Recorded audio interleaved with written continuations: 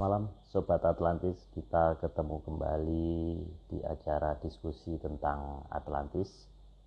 Kami mohon maaf, hari Rabu malam lalu ada gangguan sinyal di narasumber sehingga kami terpaksa harus menunda 2 hari. Sekarang hari Jumat tanggal 24 Juli 2020. Kita membahas Laut Natuna Utara bagian keempat. Ini Mas Agung, semoga sinyalnya bagus. Bagi yang tidak sempat mendengarkan, kita juga upload rekaman kita di YouTube, jadi bisa dicari di channel Atlantis The Great. Halo Mas Agung. Halo. Akhirnya bisa muncul lagi ya. Akhirnya bisa muncul kembali. Oke. Ya, mana agak Mas, berantakan. kita lanjutkan Mas. Oke, nggak apa-apa. Minggu lalu kita bahas Candi Penataran. ada 14 slide Candi Penataran sampai patung Melet. Saya refresh sebentar bahwa di relief Candi Penataran itu ternyata ada jejak-jejak sejarah bahwa nenek moyang kita itu sampai merantau jauh ke Amerika Selatan, bukan hanya tanda-tanda relief saja, tapi ada satu relief yang menarik di mana posisi leluhur kita itu ternyata menempati tempat terhormat dibandingkan dengan suku bangsa lain. Nah, ini sangat menarik. Nah, kita lanjutkan Mas. Kita ke slide ke-15, jadi menyambung yang lalu. Yeah. Nah, terus kemudian kita lanjutkan lagi 9 slide rencana malam ini, cuman saya rasa tidak akan cukup kita. Tapi nggak apa-apa, kita lanjutkan saja. Ini slide berikutnya ini ada Palawan ya, ada pulau di sini. Nah, ini iya. Di sini kan kalau ini kan ada di daerah Filipina itu Pak. Jadi saya perhatikan nama itu adalah masih nama dalam bahasa Sanskerta. Jadi di sini kalau misalkan Cina mau mengklaim wilayah itu, maka seharusnya di situ namanya bahasanya harusnya bahasa Cina, Pak. Tapi ini kan kenyataannya bahasa yang dipakai kan Sanskerta. Berarti kan klaimnya mereka emang nggak ada gitu. Jadi kalau berdasarkan sejarah, bukti nama wilayah pun tidak menunjukkan keberadaan mereka di lokasi tersebut gitu. Jadi itu yang ada di daerah Filipina. Jadi kan mendekati nama Palawa kan? Kan mendekati nama Palawa, Pak. Iya, Palawan ya. Palawa kan nama huruf kita gitu. Jadi bahkan akhiran N sama itu dengan biasanya nama dipakai. Pahlawan juga Mas ya. Pahlawan juga bisa. ya. Ya. Tapi yang paling dekat itu Palawa, huruf Palawa. Karena kita biasa mengakhiri huruf N untuk mempersonifikasikan sesuatu kan. Jadi kalau misalkan apa ya, yang jelas kadang-kadang akhiran N itu emang dipakai kadang-kadang di kita. Iya. Gitu, Pak. Jadi ya jelas sampai di posisi Manila itu tidak ada nama huruf nama Cina. Terus ini kalau ada wilayah namanya Japan kan, tapi mereka kan menulisnya Japan walaupun kita ngomongin Jepang. Tapi coba deh kalau orang kita itu kan biasanya kalau ngomong masalah mantra itu kan kalau dibacakan itu kan jadi Jopo Montro gitu. Ngomongnya pasti Japan kan, Pak. Di Japani. Iya. Di Japan itu Jopo Mantrani gitu. Dan ini Mas Agung, di daerah Ponorogo itu ada namanya desa namanya Japan. Itu ada memang. Iya, jadi nama itu nama familiarnya malah nama kita. Walaupun mungkin Jepang akuin apa enggak, tapi itu memang nama kita. Cukup familiar dengan telinga kita gitu loh. Bahkan di sana oke, mungkin slide berikutnya, Pak. Berikutnya. Ini Mas. Nah, itu ada daerah namanya Fukushima. Kita pernah mengenal nama seorang putri yang pernah menjadi Mahoratu di kerajaan Kalingga, itu adalah Sang Mahoratu Sima. Tapi kan sebelum menjadi raja itu kan dia bertahap dari yang paling bawah ke atas, dan salah satu jabatan yang pernah dipakai mungkin seorang Avogo. Ingat di Indonesia ini biasanya huruf depan atau kata depan itu biasanya dihilangkan seperti Kang Mas jadi Mas, terus kemudian Mbak Yu Hmm. jadi Yu gitu kan. Maka kalau afuku pasti akan tinggal fuku kan Pak. Jadi ketika beliau masih menjabat Hmm. sebagai afuku ada di daerah sana, daerah negeri Japanan itu, Afukushima gitu. Jadi Hmm. nama ini nama kita banget gitu. Kalau kalau saya menganggap ini malah tambah bukti bahwa malah kita yang harusnya mengklaim sampai ke arah Jepang, bukan kemudian Hmm. Cina yang ngeklaim sampai mana-mana gitu. Kalau Gitu. di Jadi dalam sejarah formal kita, Ratu Sima itu kan jauh sebelum Majapahit dan adanya kayaknya sekitar daerah Jepara. Itu benar nggak, Mas? jadi gini Pak ya, beliau memang dari kerajaan Kalingga. Tapi berdasarkan data yang saya teliti itu, saya menemukan bukti memang tidak di Jepara sih. Tapi justru tidak jauh dari Jakarta sebenarnya. Cuman mungkin kalau Hmm. kita bicarakan itu nanti tidak ini Pak, kurang Tidak fokus ya? tidak fokus dan tidak menarik malahan. Tapi yang jelas Oke, oke, beberapa kerajaan kita terpusat dekat Jakarta. oke. Nah, eh, slide berikutnya ini, Mas. Nah, itu tentang penemuan keris Lok 9 di kuil mana itu ya? Enkokugi di Okinawa, Jepang. Itu kan memperkuat Hmm. bukti lebih lanjut kan, Pak, dengan keberadaan keris di sana. Wong itu bukan senjatanya orang, wong senjatanya ninja kan nggak kayak gitu, Pak. Kan Jepang terkenal ninjanya. Oh. Bahkan senjatanya orang Cina tidak seperti itu, Pak. Pedang-pedang mereka nggak seperti itu. Itu menunjukkan khas Jawa banget gitu loh. Jadi keberadaan nama Japan, keberadaan nama Fukushima itu diperkuat lagi dengan penemuan pusaka di sana. Berarti memang benar-benar sana pernah kita kuasai gitu. Hmm. Tapi di masa ketika kita masih menggunakan tradisi lama ya, bukan di masa-masa Hmm. sekarang gitu. Nah, Mas, kalau kita dijajah Jepang itu berarti kita kena karma loh. Dulu kita menjajah sana, sekarang kita pernah dijajah Jepang. Itu gimana, Mas? Apa memang energi itu bolak-baliknya seperti itu? Yang jelas ada sesuatu hal yang salah yang pernah dilakukan oleh nenek moyang kita, tapi itu mungkin tidak etis kalau dibahas di sini, Pak, karena itu menyangkut Hmm. kehormatan leluhur kita ya. Memang ada, Hmm. pasti ada suatu kesalahan. Sehingga kenapa? Karena bukti yang paling nyata adalah tradisi itu hampir hilang saat ini. Minimal Hmm. minimal banget Pak ya. Yang saya alami adalah ketika saya zaman kecil dulu, ini padahal di masa saya waktu kecil itu kan beberapa tradisi juga udah hilang ya. Itu Hmm. anak kecil waktu itu kan nggak punya mainan Pak, nggak punya mainan Hmm. sehingga kita senangnya main-mainan seperti Nini Towo, Hmm. Jalangkung dan sebagainya gitu kan. Ketika Hmm. tradisi masih masih agak hilang di zaman saya saja, anak kecil zaman Hmm. dulu itu kalau ketemu kuntilanak senangnya setengah mati karena apa? Kita kejar-kejar mau kita bikin mainan. Tapi ketika zaman Hmm. sekarang, Mbak, orang dewasa ketemu kuntilanak pingsan.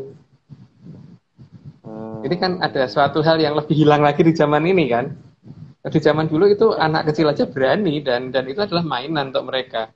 Sehingga sampai dulu tuh kita masih ingat ya, saya sama teman-teman itu masih ingat kita sampai mencari suatu tempat yang kita batasin gitu supaya Hmm. nanti makhluk ini kalau misalkan kita taruh sini suatu ketika kita kita pakai untuk mainan biar gampang gitu sehingga dikatakan Hmm. sebagai tempat anak buang jin. Hmm. Tapi ketika saya sekarang pulang ke wilayah saya, daerah itu kok dikenalnya terbalik ya, jadi tempat jin buang anak itu. Jadi wibawa manusianya kok jadi kayak gimana gitu. Kalau dulu itu Hmm. adalah ya itu ini bukti bahwa bahwa adanya hilangnya peradaban, Pak ya. Ya, Hmm. itu entah kenapa saya nggak kurang paham. Tapi yang jelas di zaman saya saja seperti itu. Yang Iya. saya alami seperti itu.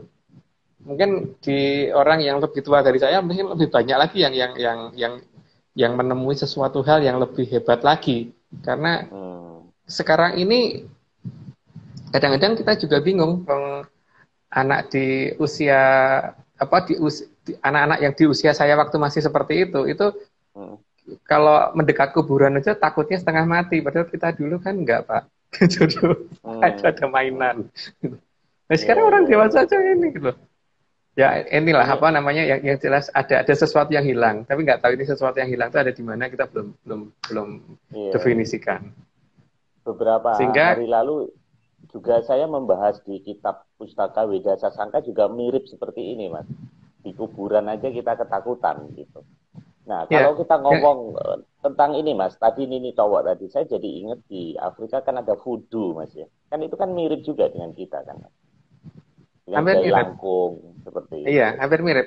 Cuman bedanya adalah di sana untuk nyakitin orang kan, Pak. Untuk apa? Hmm. Untuk nyakitin orang. Kalau di sini kan enggak. Tidak ada hubungannya untuk menyakitin orang, tapi hanya benar untuk hiburan anak kecil gitu loh. Jadi Hmm. eh, yang jelas di sini kan minimal ada sesuatu hal yang hilang, yang menjadi memperlemah sebenarnya. Kalau saya perhatiin memperlemah sih, karena apa? Minimal dulu anak kecil berani sama hantu, sekarang hantu yang berani sama manusia.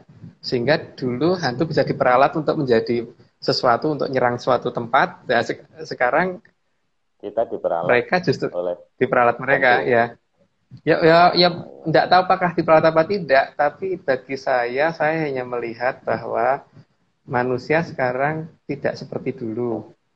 Ketika Hmm. zaman saya masih kecil itu, mereka itu tidak punya wibawa, bahkan berunding pun nggak boleh gitu. Jadi kadang-kadang saya juga Hmm. bingung, nanti kalau kamu ketemu mereka, nanti ada perjanjian yang gini. Aku sih kadang-kadang bingung, Pak, mereka bikin perjanjian apaan? Wong mereka seperti halnya kalau kita pelihara ayam, ayam itu kan mau kita tendang, mau kita kasih makan, mau kita Hmm. bikin seneng, mau itu dia nggak berhak melawan.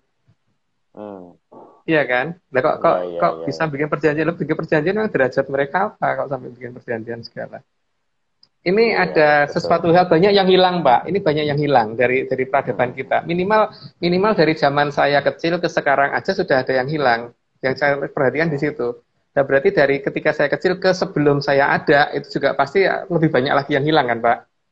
Di sini yang Hmm. menyebabkan kenapa kita dulu pernah menguasai sampai mana-mana kok kemudian sekarang ini gitu loh. Terus Jadi kebanyakan dikuasai. ya banyak hal yang kemudian apa ajaran-ajaran itu hanya dirubah untuk menjadikan orang jadi baik tapi tidak jadi sakti itu kan Pak yang paling kelihatan. Jadi Hmm. ajaran-ajaran seperti itu ya pokoknya bagaimana dirubah menjadi ajaran moral bukan ajaran yang ini gitu. Yang saya perhatiin seperti itu. Contoh yang paling Hmm. jelas itu adalah seperti password atau mantra itu kan harusnya tidak perlu diartikan. Tapi yang Hmm. saya lihat di beberapa perguruan tinggi justru perguruan tinggi yang mempelajari Jawa, sastra Jawa itu Hmm. justru mantra-mantra itu diartikan. Nah, seperti Hmm. sandi atau password itu kan nggak boleh dirubah, apalagi diartikan kan jadi nggak ada gunanya. Itu salah Bahkan satu yang mantra itu tidak boleh ditulis, Mas. Sebenarnya seharusnya memang ya, harus dihafal, ya. iya, mas harusnya iya. Dan memang ini yang salah satu yang jadi kendala. Salah satunya itu kan, sehingga bagaimana mungkin orang bisa fisika kalau belajarnya moral? Nggak bisa, Pak. Moral penting, tapi itu bukan bukan fisika gitu loh. Ya ini juga gitu. Hmm. Kemampuan masa lalu itu ada dan itu bukan moral. Yang moral itu ada yang memang harus dimiliki orangnya yang mempunyai kemampuan itu gitu kan supaya bisa Hmm.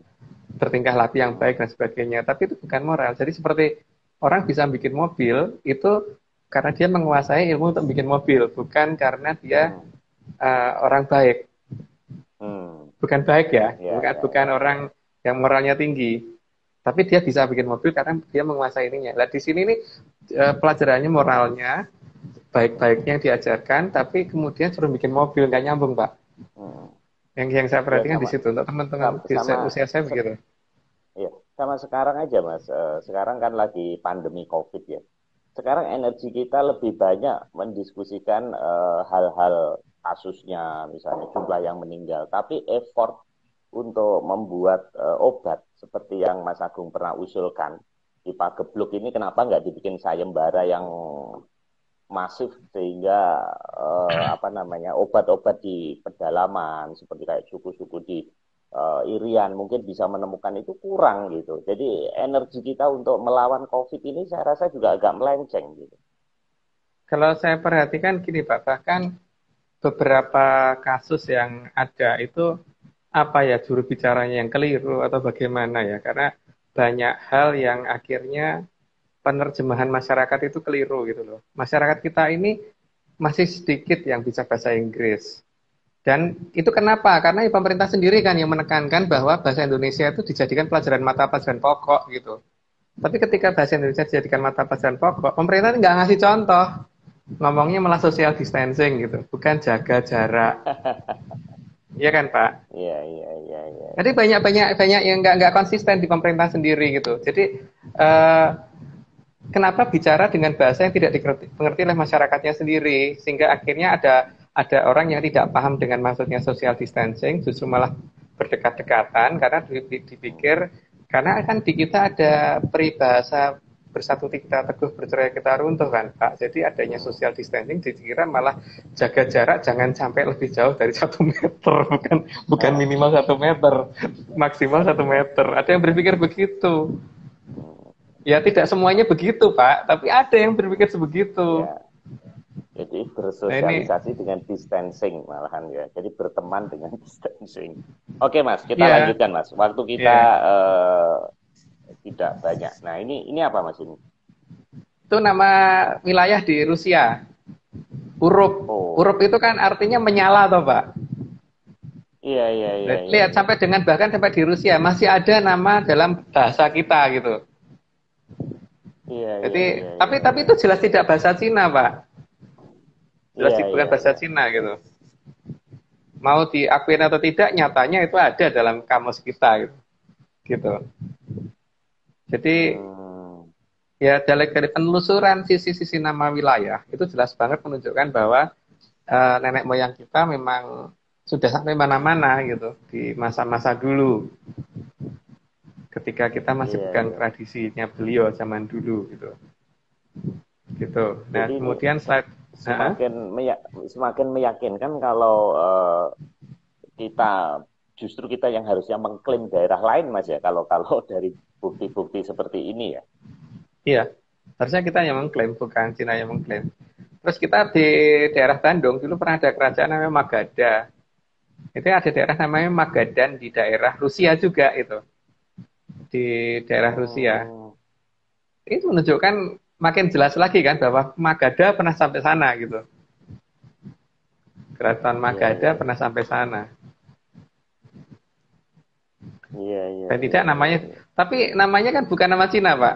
Entah Iya, apa, betul. Dia bukan Liu nama apa gitu. Cina ini ya. Iya, Bukan, bukan nama Cina. Bukan Hai apa gitu kan. iya. Aneh ya. Padahal kan justru dia lebih dekat ke Cina ya. Iya. Dia ininya. Mm-mm. Hmm. Atau mungkin Cina nggak berani ngeklaim Rusia karena Rusia kuat. Jadi sebenarnya klaimnya itu terhadap negara yang lemah ya, seperti Laut Cina Selatan atau Laut Natuna Utara ini kan dikelilingi oleh negara-negara kecil ya. Tapi kalau Iya, dia ke atas mengklaim ya itu kan nggak berhadapan dengan berani. Rusia ya. Hmm. Iya. Karena pada dasarnya kan mereka itu hanya pengalian perhatian rakyatnya kan, Pak. Ya, kemudian Hmm. kita ke utara belok ke arah selatan, apa ke utara belok ke arah timur dikit. Jadi ada daerah namanya Alaska. Hmm. Ya, Alas tahu kan Pak, Alas itu hutan. Iya ya, Itu aneh bahasa juga ya. bahasa bahasa siapa gitu loh. Apakah itu bahasa Cina? Enggak kan? Iya ya, Apakah itu bahasa agak Inggris? Enggak kan? Apakah itu bahasa Perancis? Enggak juga. Spanyol? Enggak juga. Bahasa kita. iya ya, agak aneh juga Apa ya. apa India? Enggak Dan juga. enggak juga. Dan K itu kan ke kita ya Mas ya, lebih K Iya. itu kan juga Nah, sepertinya eh, menuju ke kita kan. Hmm, agak aneh ya, alas ya. Berarti atau dulunya ya di sana Allah. hutan Mas ya. Iya.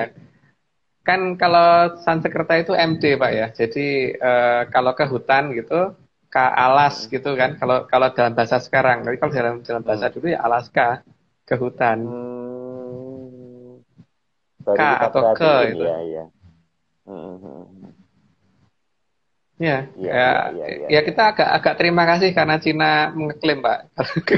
Jadi kita jadi mulai Iya, agak kita melihat jadi kalau uh, melihat kembali. saya ber, Kalau mm, kalau Cina nggak ngeklaim mungkin kita juga nggak begitu memperhatikan. Tapi kalau Cina di iya ngeklaim betul berarti ini betul. jajannya bener nggak sih gitu. Ternyata malah nemunya kata-kata kita gitu. Iya, baru sadar ya Alaska itu mirip dengan alas kita ya. Nah, Ya. kalau ini Mas, Nah itu ada agak mundur sedikit Pak. Nah, itu hampir mirip dengan cerita Kamandoko. Waktu sang apa cerita Kamandoko di Jawa. Jadi di situ ada gambar seperti lutung yang sedang turun dari atas gitu loh Pak. Cerita lutung kesarung. Nah, itu kan adanya di hmm, Meksiko, di daerah Meksiko itu. hmm, Kan lucunya itu di Tempel Tulum kalau nggak salah, Tempel Tulum Meksiko. hmm, Jadi ada patung di Standing Guard, tapi mirip monyet gitu loh patungnya itu. Jadi hampir mirip dengan cerita ketika apa tuh namanya Dewi Purbasari mau dibebaskan oleh Lutung Kasarung di waktu ditawan oleh Prabu Boleh Bahas. Ada cerita hmm. itu tentang Kamandoko itu. Jadi Oke. cerita itu kan ada di negara kita, tapi patungnya ada di negara sana. Nah, makin Hmm. lebih jelas lagi kan Pak bahwa itu ada Ini hubungannya Mas sama kita. Mas Nogo bilang di Tulum di Mexican Gulf itu. Ya, di Tulum, kok Tulung ya? Tulum, M bukan Hmm. NG. Hmm. Itu, tapi kan itu jelas patungnya bukan patung Cina Pak, reliefnya bukan relief Cina gitu loh. Iya. Jadi nggak ini, jadi mereka nggak bisa. Kalau pernah ngeklaim dunia itu nggak bisa. Kalau mereka pernah kelab di mana itu mungkin, tapi sampai ngeklaim nggak mungkin. Iya, iya, iya, iya, iya, iya. Gitu. Nah, ini keris, Mas. Itu keris yang ditemukan di Inggris. Eh, itu kalau nggak salah di abad berapa ya 18 itu di dekat sungai apa ya Towi Kart apa namanya Katmanten di daerah Inggris itu Pak di kota Hmm. Katmanten. Hmm. Jadi legenda King Arthur yang mencabut pedang yang tertancap pada yang tertancap atas perintah para penyihir kuno itu loh ada ceritanya itu memang. Tapi Iya, iya. lucunya kan kenapa bentuknya bukan pedangnya orang Inggris gitu Pak, bentuknya ya keris lagi Pak. Sungai Towi Berarti kan itu di Wales. iya di Sungai Towi di Wales di Hmm. Katmanten ya Katmanten atau apa sih lupa nama wilayahnya pokoknya di daerah Merlin. Britain Raya Ini Mas ya Nogo bilang di Merlin. ya. Ya.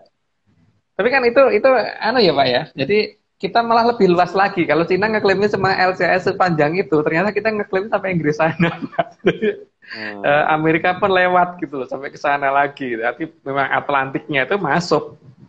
Ya. Jadi Tapi kita munculnya anak. kita pernah dijajah Inggris, Mas. Zaman waktu Gubernur Memang, Jenderal Raffles.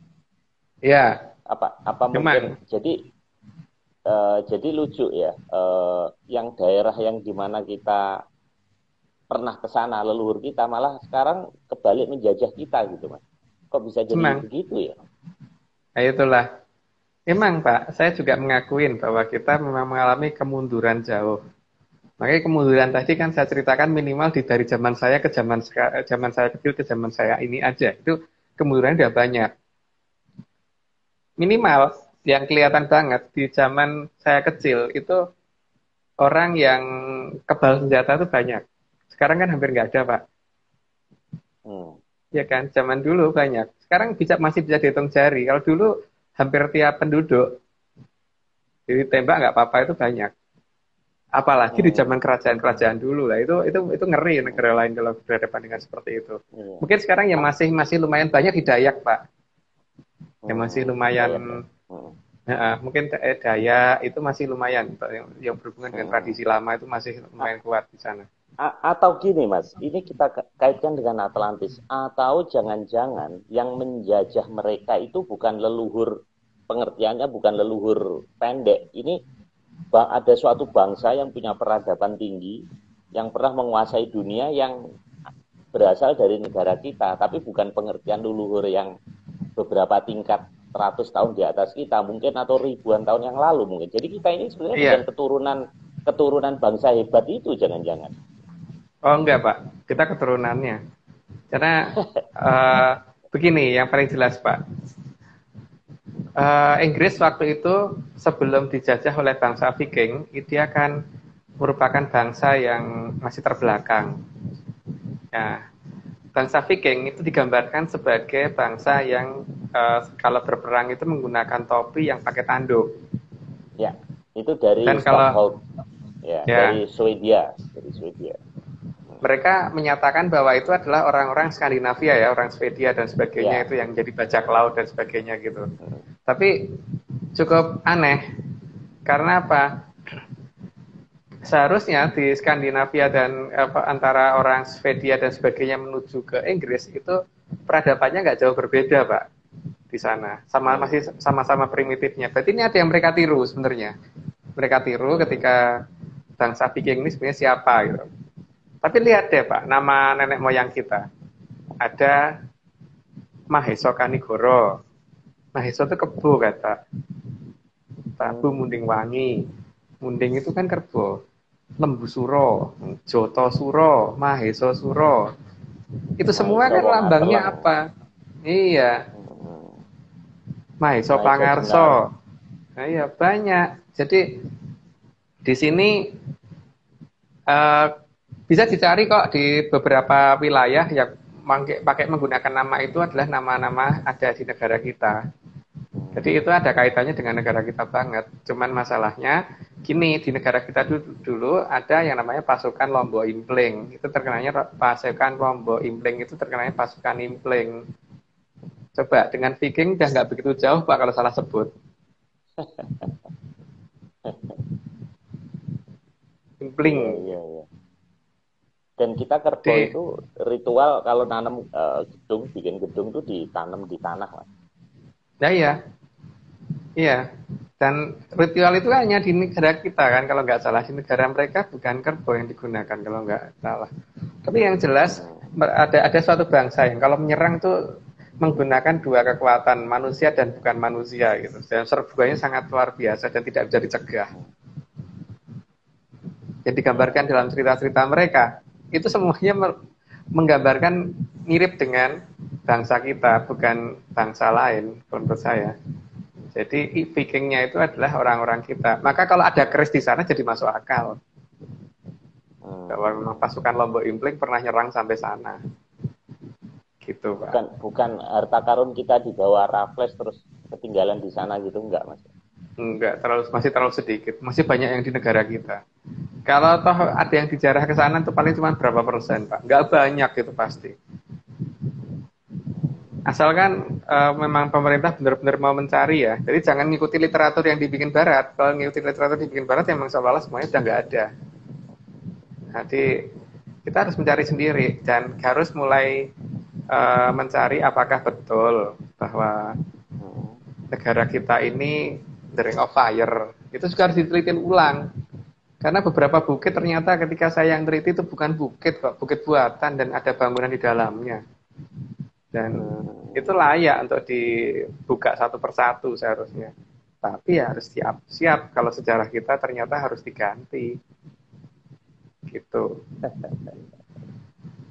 Wah, jadi itu tadi Pak, tentang keberadaan pasukan Lombok Impling yang di bawah pimpinan para pangeran yang menggunakan nama Maheso dan sebagainya itulah yang kemudian ketika mereka menghilang kemudian ditiru oleh bajak laut dari Skandinavia itu.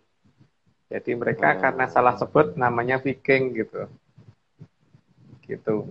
yang ada dalam menurut saya. Karena persenjataannya Inggris primitif dengan Viking yang nyerang itu juga nggak jauh beda Pak. Jadi nggak mungkin itu bisa menang banget di mana-mana. Harusnya Santiuf paling enggak. Dan legendanya nggak begitu. Jadi mereka kayaknya cuma jadi bajak laut doang. bukan sampai ekspansi kemana-mana karena armada mereka juga nggak mencukupi ya seharusnya gitu. Iya, iya, iya. Oke.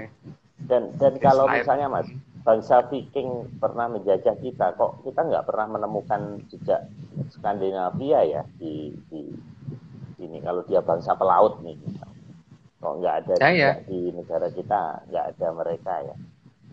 Lah ya bangsa pelautnya cuma sebatas wilayah sana saja, bahkan sampai ke wilayah Afrika yang bagian selatan aja nggak, apalagi nyebrang sampai ke wilayah kita kan Pak. Nyebrang Atlantik aja ke arah orang Indian itu nggak ada, Indian Amerika ya itu nggak ada. Yang nyebrang kan orang Spanyol, Columbus dan sebagainya itu bukan Viking kan yang nyebrang. Kalau mereka pelaut menangan di mana-mana, kenapa cuman jadi jago kandang? Pasti ini ceritanya nggak begitu Pak. Jadi itu cuman bajak laut yang meniru-niru gitu. Iya. Oke Mas, kita teruskan ini. Ini makin seru nih, kelihatannya kok banyak patung ini kalau kita lihat di sini. Ini apa ini Mas? Itu patung di Candi Penataran Pak. Jadi di situ kelihatan bahwa patung Candi Penataran menggambarkan ada beberapa patung yang mirip dengan di Afrika dan di Timur Tengah. Seperti yang kiri bawah itu kan patung reliefnya, kanan itu pembanding kita terhadap yang ada di Timur Tengah dan Afrika Selatan di Afrika. Itu perempuan yang di Afrika kita bandingkan dengan relief yang di Candi Penataran gitu Pak. Jadi kalau nenek moyang kita nggak pernah sampai mana-mana, kenapa bisa menggambarkan pakaiannya orang sana Pak? Karena itu bukan pakaian orang sini kok. Ada kok gambarannya itu semua. Tapi di Viking sana nggak pernah loh Pak ada gambaran itu. Apa di Cina juga nggak ada penggambaran seperti itu. Iya ya, Mas.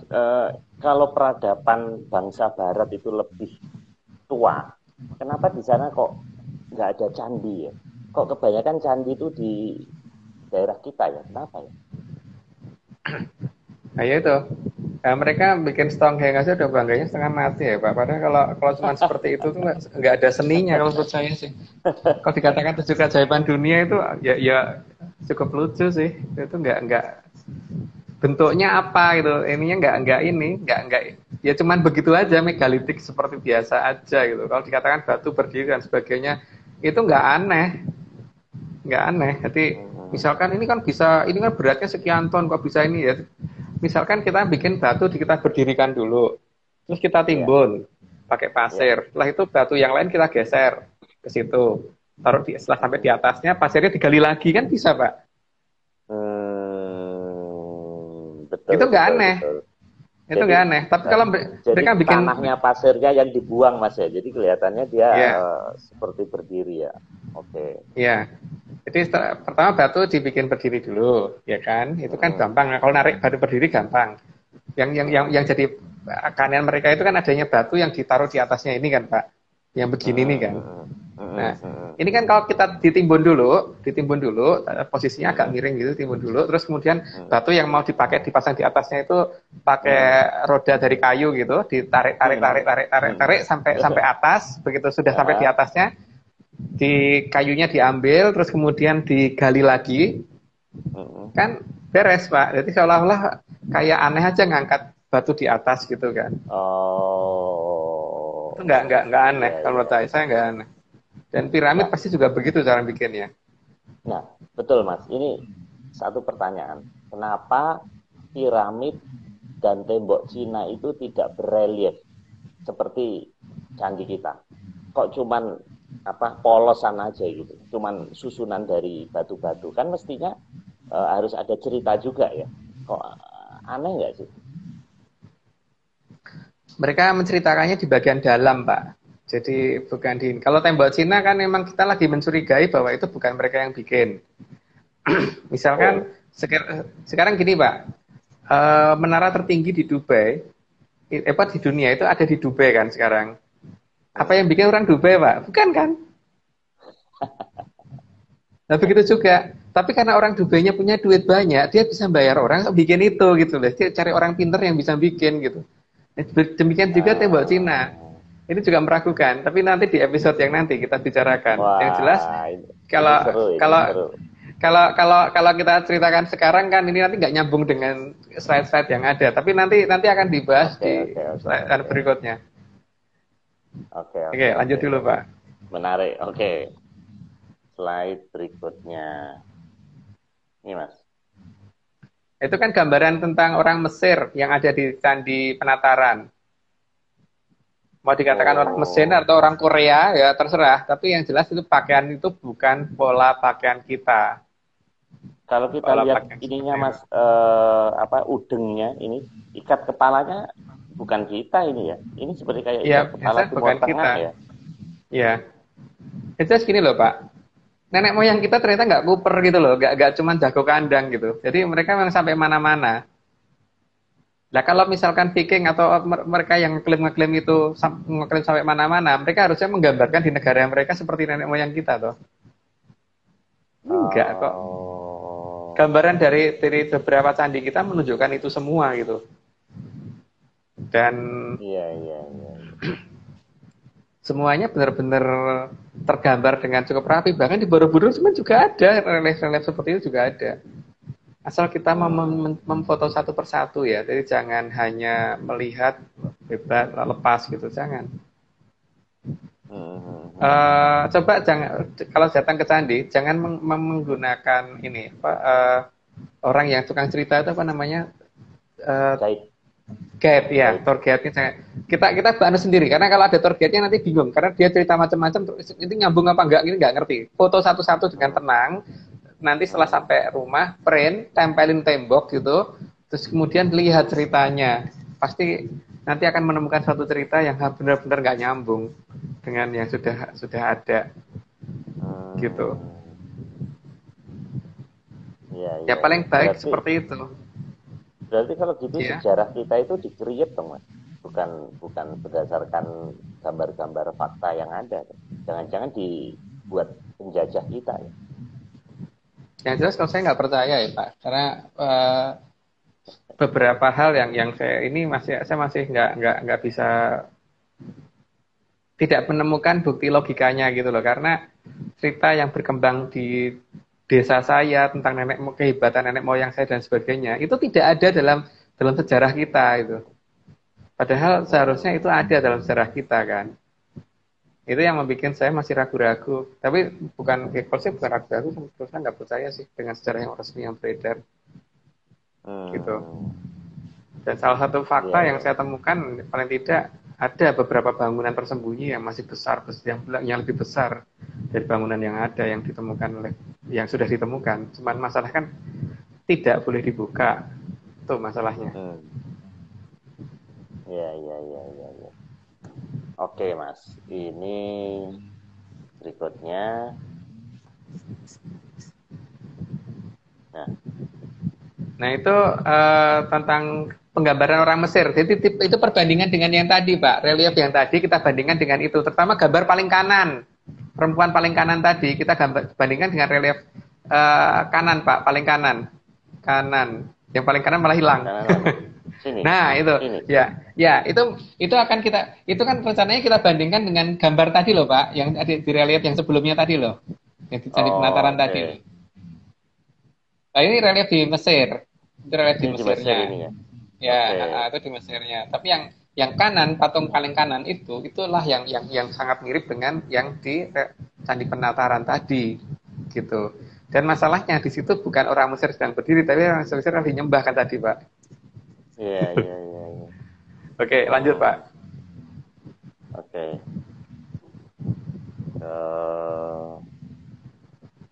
Oke, ini. Itu tentang keberadaan relief perempuan yang kalau diperhatikan lebih mirip dengan perempuan Eropa.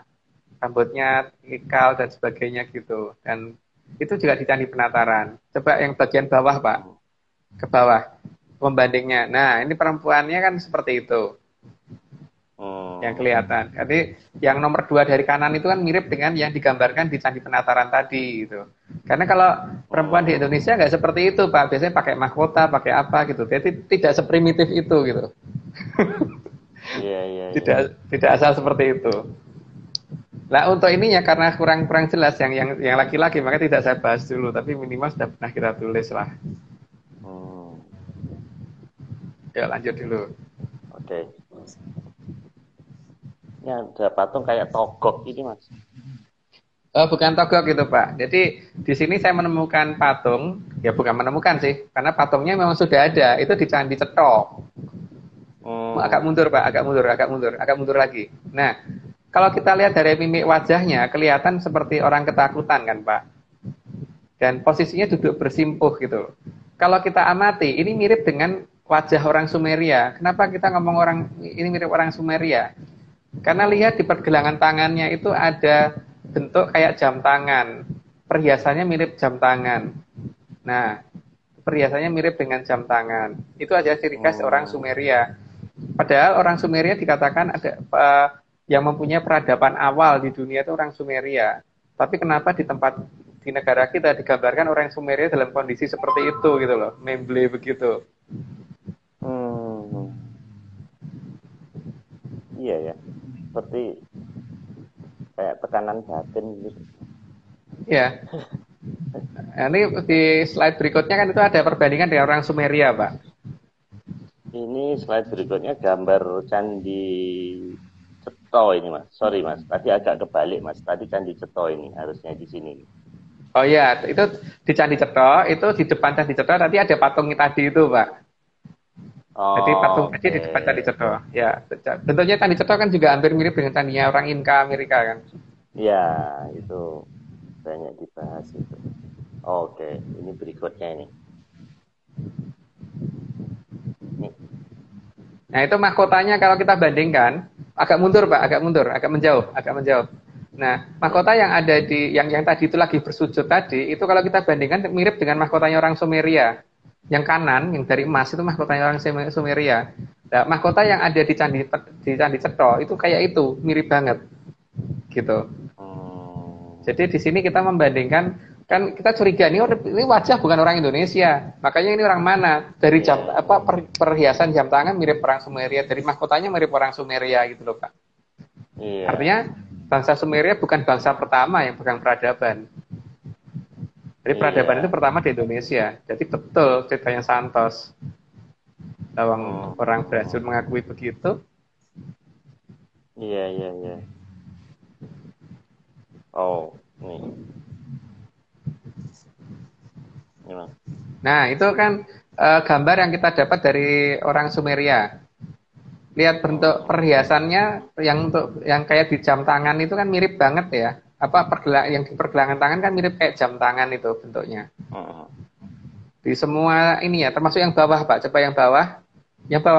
Yang bawah digedein, ditempel yang kelihatan ada kayak jam tangan itu. Yang bajunya pink.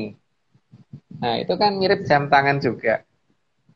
Dan Hmm, polanya berjenggot seperti itu tuh itu sama persis dengan yang di Candi Penataran gitu. Kok Candi iya Penataran? ya, Candi Cetho, yang di Candi Cetho Candi tadi. Ceto ya. Nah, tapi di sana mereka kelihatan gagah, Pak. Wah, berdiri tegak, gagah. Nggak mukanya nggak mirip kayak orang ketakutan yang di Candi Cetho gitu loh. Iya ya, nggak seperti kayak tadi ya. Iya, ya Candi Cetho tadi kan kayak orang ketakutan Kalau banget itu. Jadi ini kan kayak seperti kayak nggak wibawa banget ya. nggak ada, wibawanya nggak ada. Itu jelas bukan penguasa. Berarti memang dia Hmm, datang karena dia merasa bersalah atau apa gitu. Yang jelas dari bibirnya itu iya, loh, Pak, memble banget iya. gitu loh. Itu kayak orang mau mewek gitu. Arahnya Dan menghadap ke ini, bawah gitu, melengkung ke bawah gitu. iya. Dan ini seperti matanya tuh ngelihat ke atas, Mas. Dia lagi Iya, duduk bersimpuh kan, seperti orang lagi iya, dimarahin gitu. Jadi iya, orang lagi dimarahin, nah dia duduk dodok gitu terus ngelihat ke atas ke gitu ya. atas, ke atas. Tapi Nah, mukanya muka memelas gitu. iya, agak aneh ini ya. Ini waktu kita masih 15 menit, Mas. Oke. Masih cukup waktu. Masih masih berapa slide ini? Nah, ini 9 udah mau hampir habis ini. oh ya, Bapak. Ini kan perbandingan dengan ini candi Sukuh Pak, dengan gambar yang dengan relief yang di Villa Hermosa Meksiko. Itu yang di kanan bawah itu yang di Villa Hermosa. Jadi ini. Ya, lihat cara berpakaiannya Pak, bahkan bentuk senjatanya dan bagaimana bentuk pegangan senjata dan sebagainya itu mirip dengan yang ada di Candi Sukuh. Candi Sukuh itu ada di lereng Gunung Lawu ya. Mungkin yang paling gampang sih ya cara pakaiannya itu loh mirip benar penggambarannya itu. Ini ikat kepalanya juga seperti agak aneh ini. Iya. Jadi iya kan? Ada kesamaan peradaban. Kalau ada kesamaan peradaban itu kalau didefinisikan sebagai peradaban paralel, saya tidak setuju ya.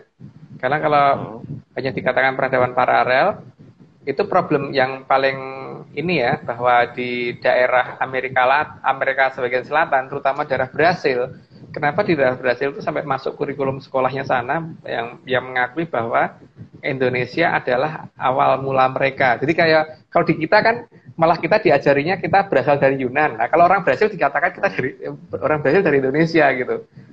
Jadi ini harusnya ditelusuri, Pak. Jadi sudah ada pengakuan-pengakuan dari negara lain dan sebagainya. Makanya Aryo Santos sangat yakin ada di negara kita itu karena dasar-dasar itu. Jadi kita harus kesampingkan dulu data-data dari Belanda. Karena kalau data-data dari Belanda ini tidak dikesampingkan, itu nanti akan membuat kita berhenti untuk mengadakan penelitian. Karena apa-apa harus ada, kalau perlu keluar literatur dulu lah. Jadi biar benar-benar itu baru gitu. Karena pembatasan apa-apa yang dari Belanda ini membuat kita jadi nggak maju dan nggak ini ulang. Penemuan Borobudur sendiri kan bukan dari Belanda, Mas, bukan bangsa Belanda, tapi dari Raffles ya, waktu dijajah Inggris ya. Padahal Belanda kan lebih lama, ratusan tahun. Ya, makanya itu. Tapi yang paling jelas gini Pak ya, seperti yang pernah saya ceritakan waktu itu ya. Yang jelas ada upaya yang dilakukan oleh negara lain untuk mengkaburkan sejarah negara kita.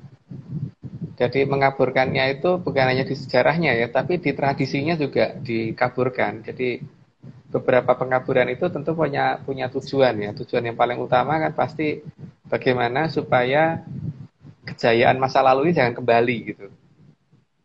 Ya, bukti paling gampang itu kan sekarang kalau yang pernah saya ceritakan kemarin dulu itu, seperti misalkan masalah pabrik gula itu Pak, iya kan?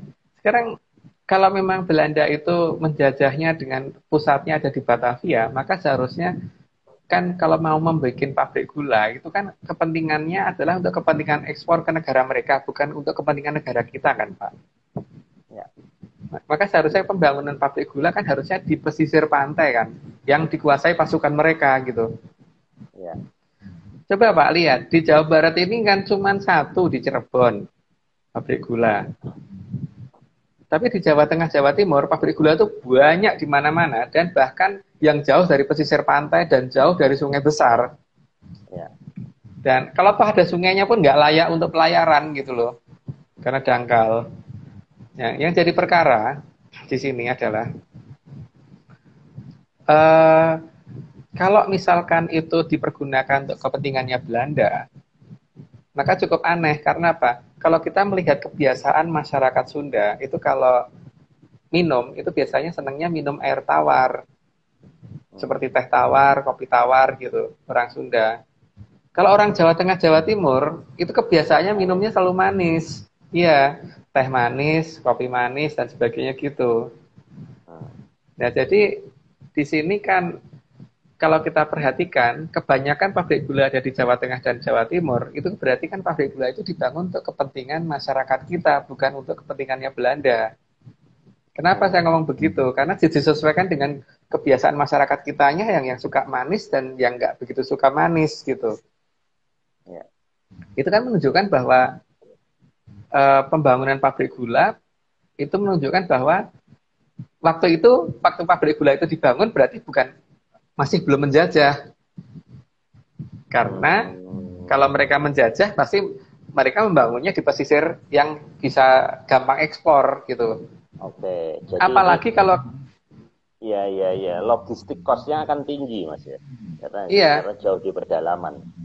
baru di pedalaman, apalagi Madiun itu tengah-tengah pulau loh, itunya dari utara dari selatan cukup di tengah gitu kan. Padahal di Madiun kan lumayan itu, ada Pagotan, ada Rejagung, ada Kanigoro, PG pabrik gula itu. Ada 5 ya kalau nggak salah, saya lupa namanya sih. Ya, 5. Terus Mospati juga ada. Iya.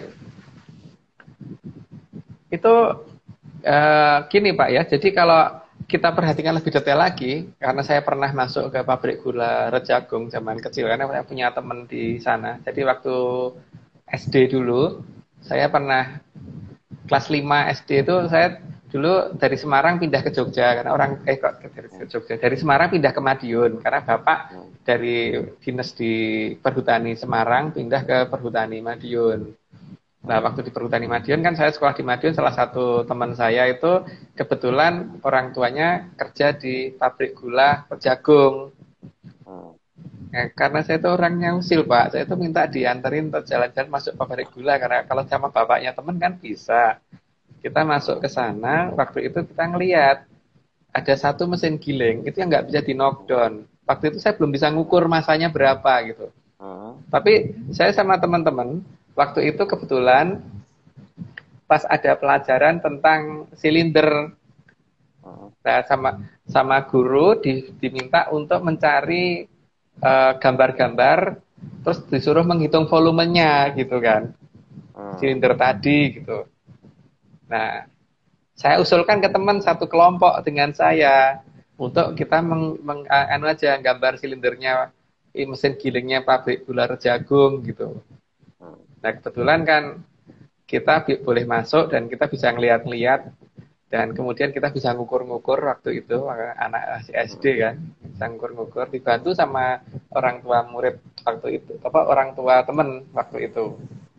Ketemu kan volumenya, saya lupa ukurannya berapa, saya lupa, tapi itu kebawa terus, catatan itu saya bawa terus sampai ketika SMA. Nah, di SMA kan SMP dan SMA itu kita sudah diajarin tentang massa jenis, tapi SMP itu saya belum ngeh. Tapi ketika SMA itu kan saya lebih ngeh lagi ketika sudah mengerti berat jenisnya besi berapa. Nah, ketika berat jenisnya besinya ketemu dan volumenya mesin gilingnya ketemu, yang tidak bisa di knockdown, yang nggak bisa dilepas-lepas itu ketemu berat sekitar 200 ton. Mau biar saya pikir ini 200 ton cara bawanya gimana coba. Kalau mesin giling ini dibawa dari Belanda ke Indonesia, kapal apa yang bisa membawa beban 200 ton waktu zaman itu gitu? Kan langsung jadi kapal selam mendadak gitu Pak. Dan nggak akan bisa kembali ke permukaan ketika mesin gilingnya masih ada gitu. Artinya seharusnya mesin giling itu dibangun di negara kita kan, dicor di negara kita. Tapi pabrik pengecoran mesin gilingnya itu nggak ada Pak. Ini yang bikin saya makin curiga. Berarti ada sesuatu yang ditutupi di negara kita ini apa gitu. Apakah pabriknya sudah... Ada kaitannya juga dengan rel kereta apinya, Mas. Ya itu. Pada saat pembangunan ini terus kemudian dibuat rel dan mungkin jembatan juga. Karena jembatan-jembatan kita kan juga seperti yang disinggung di diskusi sebelumnya kan tidak kuat ya menahan beban seperti itu. Ya, jembatan kita kan kalau nggak salah cuma sampai 65 ton itu yang terbaru ya. Anggap aja deh kuat sampai 150 ton, tetap aja masih kurang Pak. Nggak akan kuat itu. Dan aspalnya cepat akan rusak kalau dilalui seperti di Gelu. Dan gimana gitu loh Pak. Misalkan nih ya, dibawa dari Belanda nih. Misalkan kapalnya kuat deh, dibawa sampai Belanda. Terus mendaratnya di Semarang misalkan. Dari Semarang digelundung-gelundung sampai ke Madiun gitu. Ada 5 PG loh Pak, berarti ada 5 mesin giling yang digelundung-gelundung sampai Madiun. Itu kan naik turun bukit Pak. Atau lewat Bengawan Madiun Mas, kan ada Bengawan Solo. Nggak mungkin kuat Pak, karena tingkat kedalaman airnya juga tidak memadai untuk itu. Beda dengan kayak Sungai Musi atau apa gitu. Nah, sebenarnya ada satu pertanyaan ini agak aneh. tadi Candi Penataran di Blitar, kemudian Candi Ceto atau Candi Sukuh tadi di lereng Gunung Gunung Lawu. Lawu. Ini apa kira-kira kok agak kenapa di situ gitu? Apa pusat leluhur kita dulu pernah semedi di situ? Kenapa kok dipilih di situ? Mungkin ada kaitannya juga. Kalau masalah pemilihan tempat itu saya kurang tahu. Memang ya, saya terus terang tidak begitu memahami karena saat ini saya melihat malah justru beberapa pusat kerajaan yang diduga ada di daerah yang jauh dari Jakarta. Ternyata saya mulai curiga bahwa ibu kota negara kita nggak pernah pindah jauh-jauh gitu. Makanya ini kita sedang mencurigai keberadaan beberapa wilayah yang kemungkinan justru dekat Jakarta gitu loh. Seperti kerajaan Jonggolo, Jonggol-o itu dan sebagainya itu. Itu nama Jonggolnya justru ada dekat sini kan. Dan dalam cerita Babat Kediri kan ditulis oleh Kiai Sodong. Nah, desa Sodong itu dekat, malah ada dekat sini Pak, ada dekat Cibubur sini ada dekat desa Sodong gitu. Berarti kalau ibu kota pindah ke Kalimantan salah dong, Mas? Menyalahi pakem tadi. Kalau saya tidak setuju. Karena kalau yang saya perhatikan, tapi asal jangan dianggap sebagai ini ya, membuat suatu keresahan ya. Kalau perintah itu yang ada dalam beberapa serat kuno, bahwa Sungai Berantas itu harusnya ada di wilayah barat, bukan di wilayah timur. Nah ini kalau saya buka nanti rame Pak. Jadi mungkin dipendem dulu untuk cerita ini. Inilah yang menjadi urgent kenapa ibu kota harus dipindah. Ya, tapi bahwa saya menjelaskan di mana Sungai Berantas dengan lebar 8 km ini dan yang cukup dalam ini, saya punya bukti banyak. Cuman ini kalau saya buka nanti yang ada malah jadi ceritanya malah jadi tidak baik gitu. Ya. Mungkin memang saya setuju ibu kota dipindah setuju banget, tapi tidak di sana. Tapi kalau mau dipindah di sana ya terserah, karena itu kan haknya pemerintah, bukan hak saya ya. Kalau saya sih pengennya nggak jauh-jauh gitu. Ini kan tinjauan historis ya, gitu kan kita tinjauan dari sejarah dan urutan bukti-bukti historis yang kita temuin tadi. Jadi kan kita balik ke masalah. Gimana Pak? Gimana? Ya, tinggal 3 menit Mas. Tinggal 3 menit. Monggo. Oke, tadi kan dengan bukti tentang mesin giling tadi Pak ya, itu kan menunjukkan bahwa ada tempat pengecoran yang sedang disembunyikan di negara kita, pengecoran logam. Dan logam itu mungkin bukan hanya untuk mesin giling, mungkin untuk rel kereta api, untuk jembatan-jembatan kereta api, mur sekrup baut dan sinyal-sinyal kereta api dan sebagainya. Pasti di negara kita ada. Cuma ini masih sedang kita cari. Jadi saya tidak percaya kalau itu datangnya dari Belanda, karena kalau saya hitung volume kereta api, rel kereta api dan sebagainya, jembatan sekrup, mur baut dan sebagainya itu, kalau kita taruh di negara Belanda sana, mungkin kira-kira mayoritas wilayah Belanda akan ketutupan rel kereta api dan sebagainya sebelum dibawa ke sini. Artinya masyarakat sana kan seharusnya pandai besi Pak, mayoritasnya. Tapi di sana kan masyarakatnya kan bukan pandai besi. Sehingga ya ini kan mencurigakan. Berarti kan tempat ngecornya bukan di sana. Apalagi sumber daya besinya di sana cukup kurang. Kalau di sini kan banyak pasir besi Pak. Gitu. Biji besi banyak kita, iron ore. Ya, di pesisir pantai yang pasir hitam pasti kandungan besinya pasti tinggi gitu. Dan batas pasir hitam sama pasir putih itu kan kalau tidak salah itu ada di daerah Baron. Baron ke timur itu pasirnya putih, Baron ke barat pasirnya hitam.